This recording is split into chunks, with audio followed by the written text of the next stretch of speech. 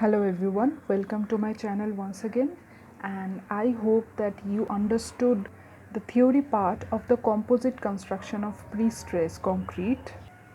Well, the total concept of composite section has been elaborated earlier, so we will be going to solve a problem regarding that. So what this problem says is a precast pre-tensioned beam, a rectangular section has a breadth of 100 millimeter.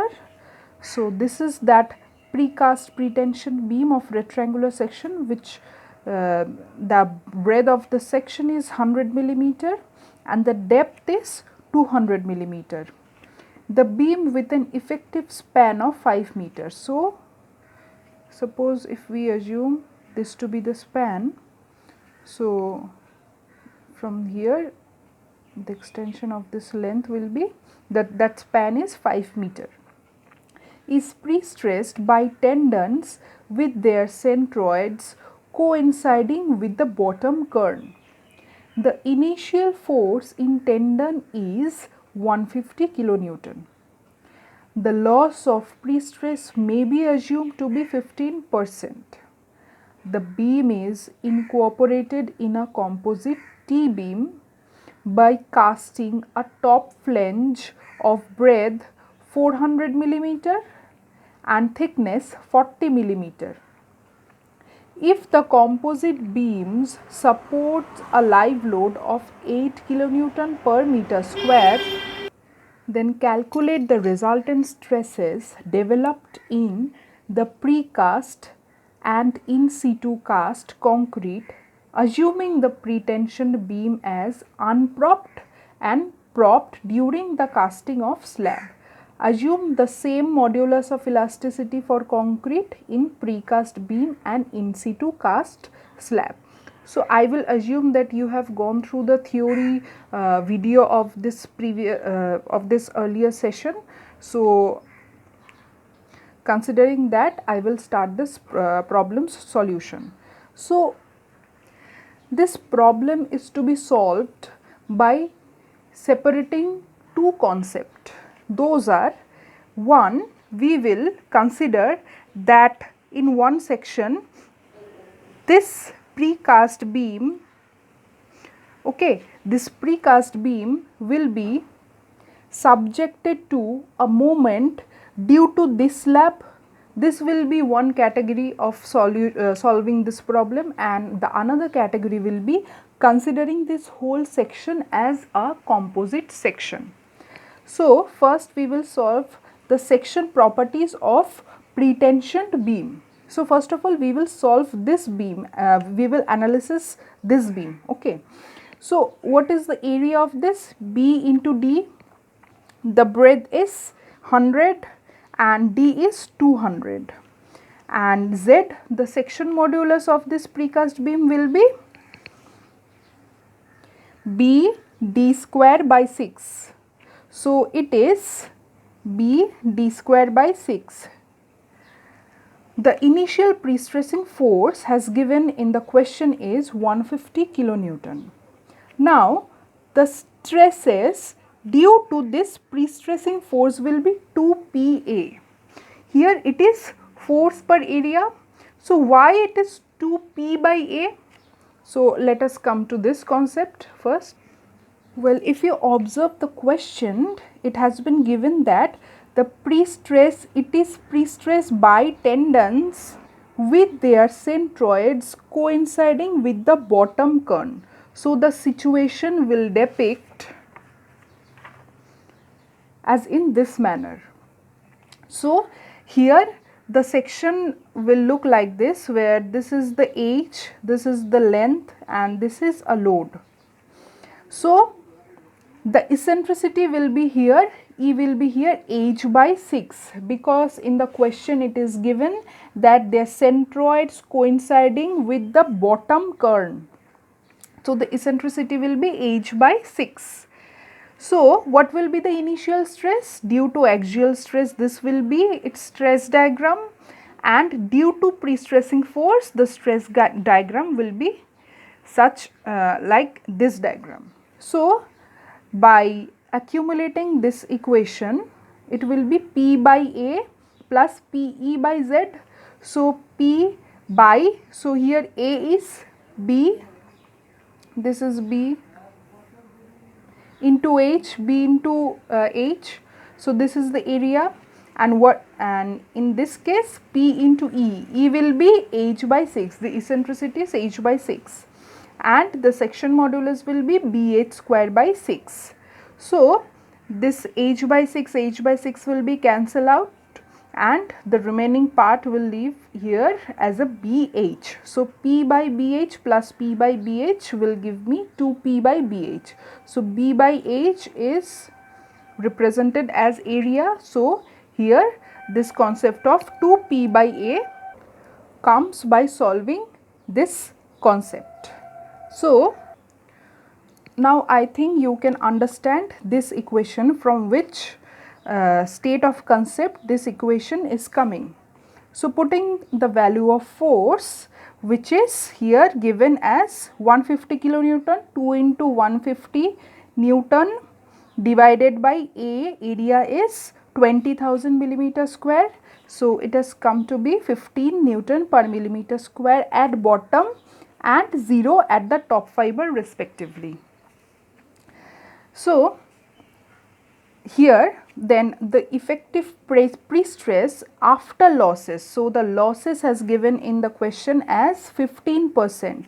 So 15%, it will give me 100 minus 15, 85. So 85 divided by 100 into that 15%, into that 15. This stresses, the 15% of this stress will be deducted. So this will be 12.8 Newton per millimeter square. So here the self weight of the precast beam, what will be the self weight of this precast beam? So the unit weight of the concrete section is 24, and the dimension, corresponding dimension is 0.1. Actually it has been converted it into the meter, from millimeter, 0.1 into this 0.2 meter into 24 kilonewton per meter cube will give me this UDL of 480 Newton per meter. So due to this UDL, what will be the moment? Due to this UDL, the moment will be WL square by 8. So 1 by 8 can be represented as 0.125 into W into L square. So it will give me 1500 Newton meter. So now we will evaluate the stresses at the top and bottom fiber. So this will, the equation is M by Z as we knew it. So the self weight, due to the self weight moment, it is 1500 Newton meter. So converting this meter into the millimeter, so divided by Z. So the section, this Z of this section we have calculated as 667 into 10 to the power 3 millimeter cube. So we get this answer.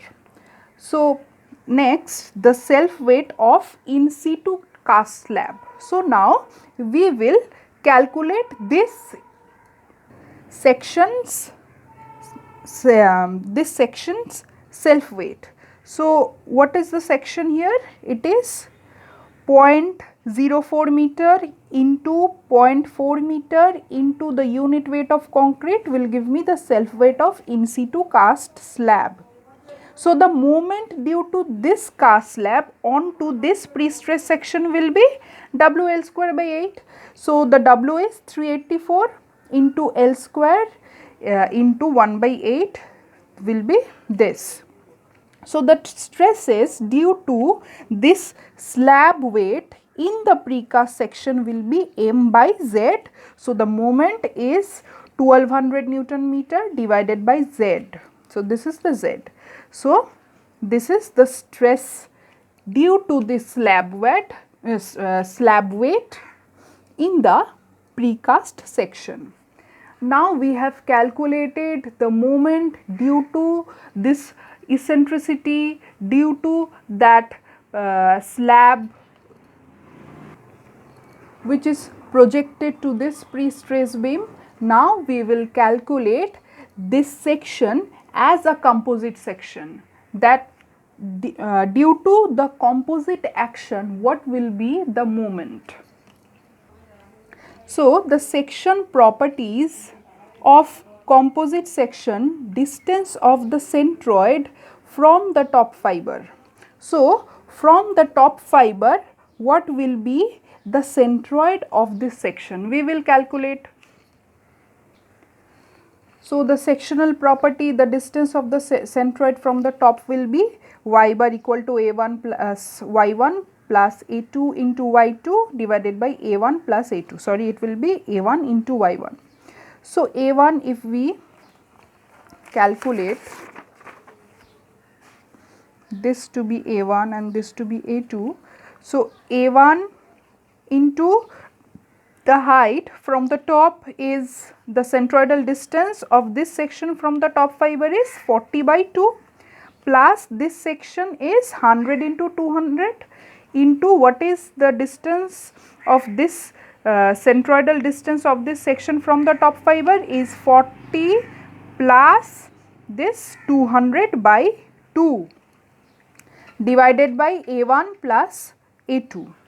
So, the y bar is 86.67. So, from the top fiber this will be 86.67 and the remaining will be 200 plus 40, this will be 200 plus 40 minus 86.67, which will give me 153.3 millimeter.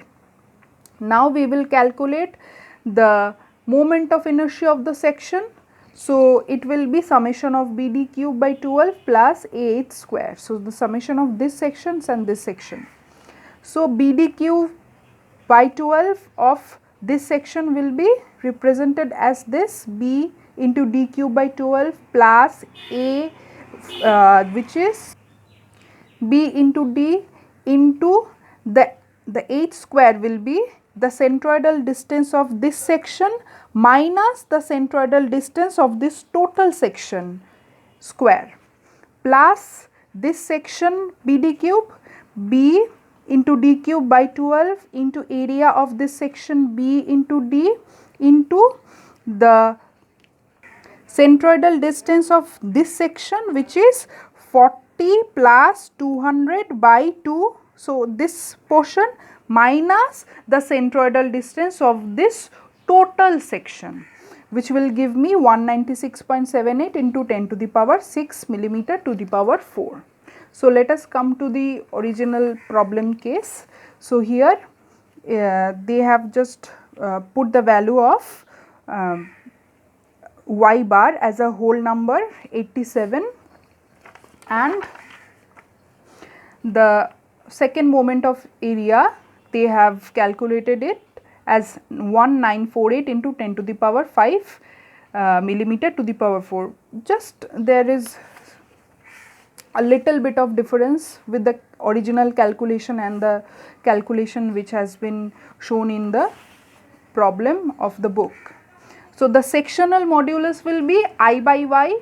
So, for the top fiber, so what was the distance of the section of this section from the top fiber? It was 86.67. So, I by this, and for the bottom section it will be I by the remaining portion.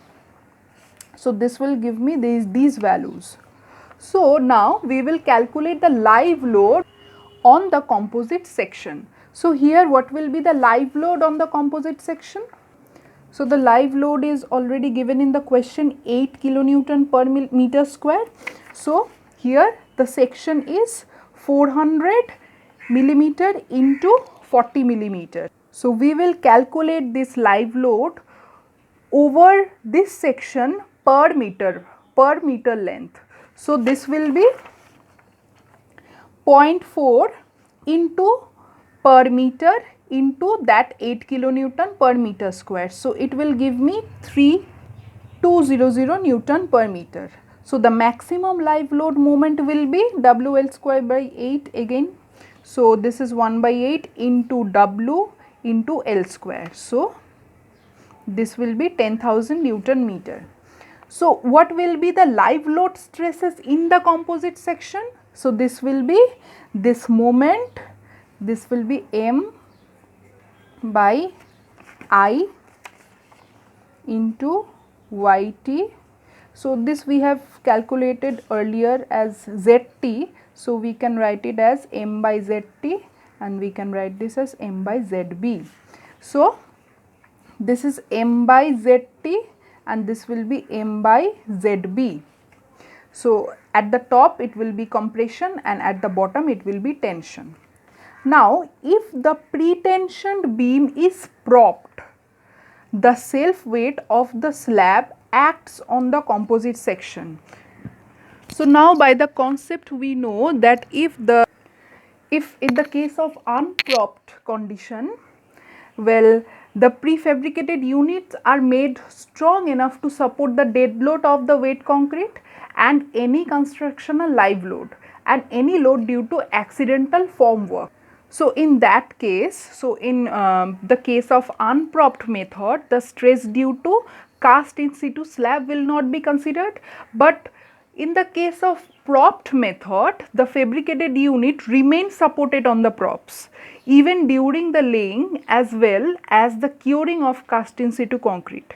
Hence, when the props are removed, the whole unit will get as monolithic unit which is strong enough to carry that section. So in the case of propped section, the live load will be considered along with the dead load, because in the case of prop section, the dead load of that cast in situ beam will be directed to the pre-stressed concrete beam. So in that case, the moment due to slab weight is 1200 Newton meter, as we have calculated here, moment due to slab weight.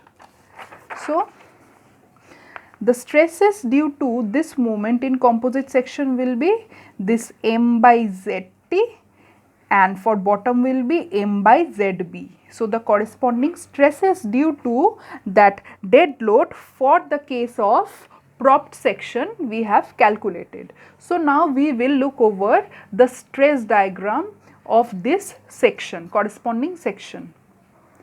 So here it comes, the stresses in precast pretension beam and cast in situ slab.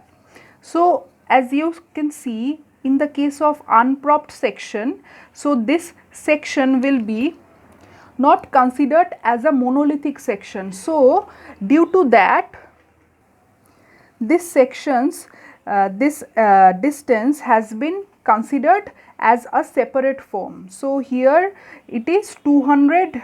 So this is the initial pre-stress and this distance is the 2/3 of this 200, which is 133.3, and the initial pre-stress we have calculated as in here 15 Newton per millimeter square. So this is 15. So those will be same for the propped section.